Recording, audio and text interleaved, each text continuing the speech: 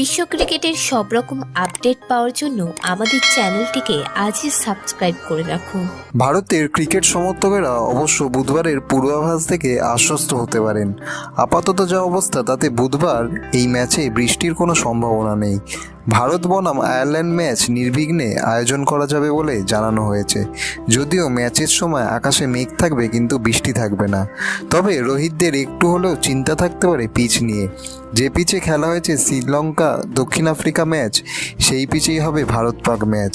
তার আগে আয়ারল্যান্ডের বিরুদ্ধে খেলে পিচ ও আউটফিল্ডের সঙ্গে পরিচিত হয়ে নেওয়ার সুযোগ রয়েছে রোহিতদের সামনে। 3 স্পিনার নিয়ে খেলার কথা ভাবছে ভারত। তবে পিচ থেকে প্রভূত সাহায্য পেয়েছেন জোরে বোলাররা। আনরিক নোকিয়া আগের দিনই 4 উইকেট পেয়েছেন। তবে ভারতের হয়েও বুমরা ও সিরাজের মতো বোলার রয়েছে।